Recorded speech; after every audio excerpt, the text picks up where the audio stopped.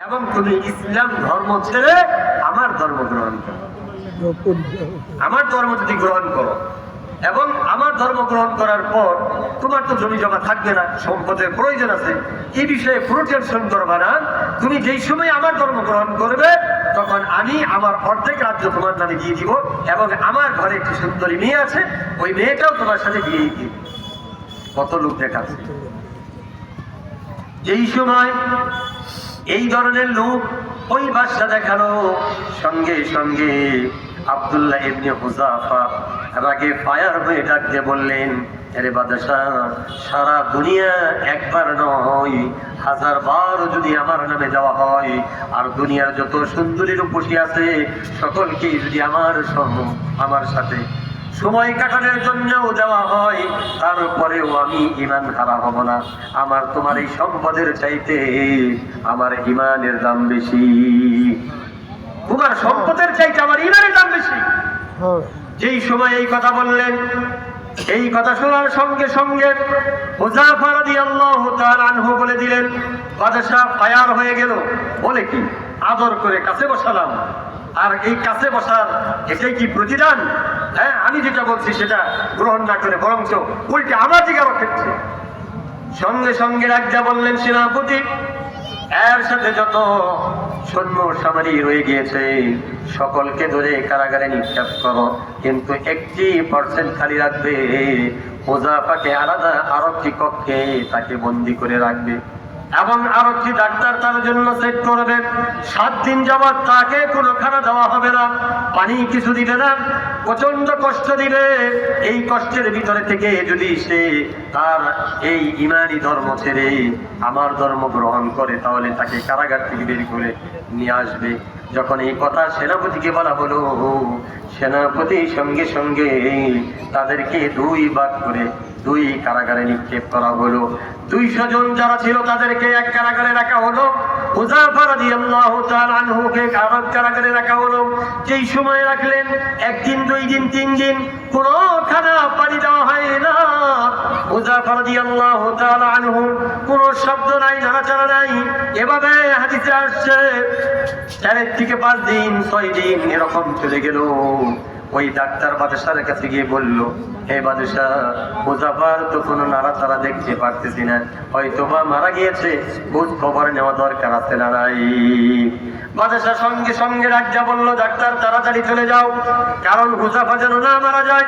আমি দেখতে চাই মুসলমানের ইমানের পাওয়ার কত, মুসলমানের ইমানের শক্তি কত, এটা আমি দেখার জন্য তাদেরকে বন্দী করে আমার এই পাঠশালাতে নিয়ে এসেছি, আমার এই প্রাসাদে নিয়ে এসেছি। তুমি তাড়াতাড়ি গিয়ে হুযাফাকে দেখে আসো, হুযাফার হালত কি। ডাক্তার সঙ্গে সঙ্গে হুযাফার কাছে চলে গেলেন। যাওয়ার পরে হুযাফাকে ডাক দিয়ে বললেন, কোনো শব্দ নাই। আবার বাদশাকে বললেন, বাদশা তখন বলল, হয়তো বা 4 থেকে 5 দিন 6 দিন হুযাফা কোনো পানি খায় নাই, খানা পিনা তাকে দেওয়া হয় নাই। এক কাজ করো, তুমি তার জন্য বিরিয়ানি খানা নিয়ে যাও, শরীরের গোস্ত দিয়ে পোড়া খিচুড়ি পাকাও এবং পানির সাথে মদ মিশিয়ে তার জন্য নিয়ে যাও।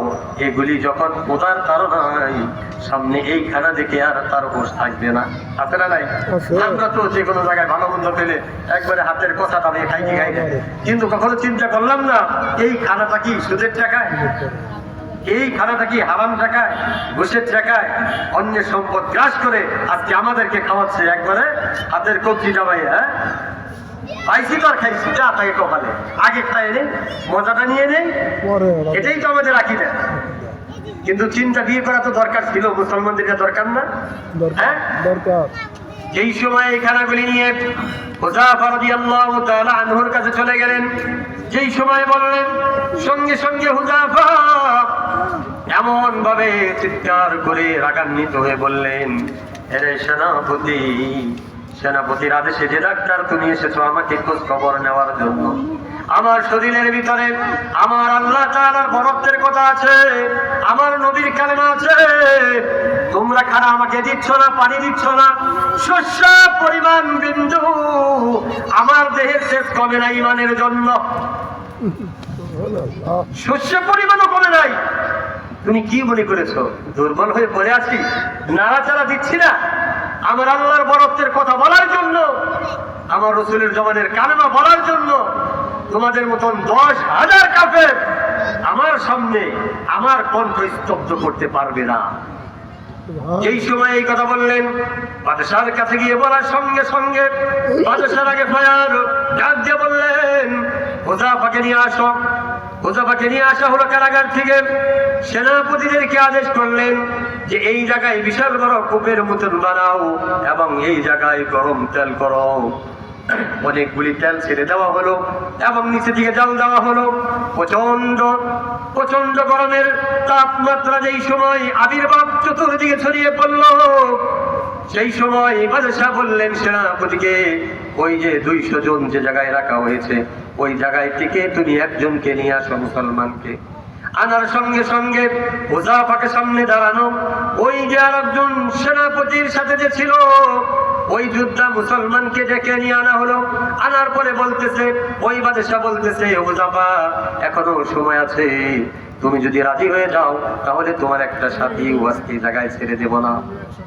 যেই সময় বললেন হুযাফাকে, হুযাফা বলতেছে, না না না, এরকম 10 দুনিয়ার লোক যদি আমাকে দেখাও, আমার সাথীদেরকে দেখাও, কালেমা তারা ছাড়তে রাজি নয়। এই সময় এই কথা বললেন, বলার সঙ্গে সঙ্গে ওই বাদশাহ সেনাপতিকে বললেন, সঙ্গে সঙ্গে ওই গরম তেলে ওই সৈন্যকে ফেলে দাও। সঙ্গে সঙ্গে ফেলে দেওয়া হলো। আর সেকেন্ডের মুহূর্তে গোস্তগুলি আলাদা হয়ে গেল, হাড়গুলি আলাদা হয়ে গেল। যখন এই কালেমার বরত্বের, কালেমার সেনাপতি, কালেমার দাওয়াতের রিজার্ভ বাহিনী যেই সময় তাকে ওই আগুনের দিকে নিক্ষেপ করা হলো, সঙ্গে সঙ্গে জান্নাতের সুঘ্রাণ তার নাকে চলে আসলো। হাসি মুখ নিয়ে জাপ দিল কালেমার বরত্বে। আল্লাহ তাআলা ওই সৈন্যকে জান্নাতে মুকাম দান করে দিলেন। সুবহানাল্লাহ। এই দৃশ্য দেখার পরে কিছুক্ষণ পর হুযাফা রাদিয়াল্লাহু তাআলা আনহুর চোখে পানি ছেড়ে দিলেন। এই দৃশ্য দেখে অন্তর মানায় না, চোখে পানিগুলি ছেড়ে দিয়ে কান্না করতেছে। বাদশাহ মনে করতেছে হুযাফা ভয় পেয়ে গিয়েছে। হুযাফা ভয় পাইছে। হ্যাঁ, যখন বাদশাহ ডাকতে বলতেছেন, হুযাফা আমি তো জানি তুমি এই দৃশ্য দেখার পরে ঠিক থাকতে পারবে না, তুমি যদি আগে বলতে তাহলে তোমার একটা সাথীকে এ জায়গায় আমি ফেলতাম না। তুমি আমার কথা গ্রহণ করবে, কবুল করবে, এটা আমি বুঝতে পেরেছি। হুযাফা ডাক দিয়ে বললেন, আরে বেয়াকুব বাদশাহ, আমার চোখে পানি ছেড়ে দিয়েছি, তুমি কি মনে করতেছো আমার সাথী এ জায়গায় তাকে নিক্ষেপ করেছো? দুনিয়ার জমিন থেকে বিদায় নিয়েছে, সে তো জান্নাতে চলে গিয়েছে। আমার চোখে অশ্রু এজন্যই বের হয়ে আসছে। আমি আল্লাহ তাআলার কাছে প্রার্থনা করতেছি, আল্লাহ আমি হুযাফা আজকে কালেমার জন্য যদি এই গরম তেলে আমাকে ঝাঁপ দেওয়া লাগে তাহলে তো আমার একবার মরণটা শহীদী মর্তবা হয়ে যাবে। আমি আল্লাহ তাআলার কাছে বলতেছি, মাওলা আমার মতন হুযাফাকে যদি বারবার দুনিয়ার জমিনে পাঠাতে, আমি তোমার এই কালেমার দাওয়াতের জন্য, কোরআনের দাওয়াতের জন্য বারবার আমি শহীদ হয়ে এরকম গরম তেলে লাফ দিতে ইচ্ছা হতাম না। এজন্য তো আমি চোখ দ্বারা পানি ছেড়ে দিয়েছি। মূর্খ বাদশা, শুনে রাখ মূর্খ বাদশা, সারা দুনিয়ার সমস্ত সম্পদ যদি আমার পায়ের নিচে আনা হয় তারপরেও আমি কালেমা ছাড়তে রাজি না। তাদের ইমানি জজবা আর আমাদের ইমানি জজবা পার্থক্য আছে না নাই? হ্যাঁ,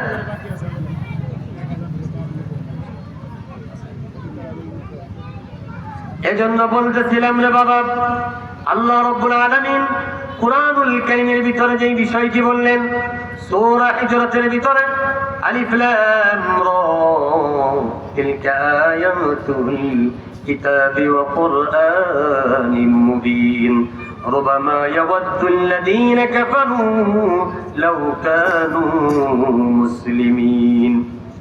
সেই আয়াতটি হলো যারহুম ইয়াকুলু ওয়া ইয়াতামাত্তাউ ওয়া ইউলহিহিমুল আমালু ফাসাউফা ইয়ালামুন। দুনিয়ার জমিনে আমি তোমাদেরকে ছেড়ে দিয়েছি, তোমাদেরকে ভালো লাগে আনন্দ উল্লাস করতে, আল্লাহর বিধান বাদ দিয়ে শয়তানের ওয়াসওয়াসা পড়ে এই সমস্ত জিনিসের সাথে যদি তোমরা লিপ্ত হতে চাও, লিপ্ত হতে পারো, আমি তো আল্লাহ সুযোগ দিলাম ইমানের জন্য মেহনত করো, ইমানের জন্য মেহনত করো।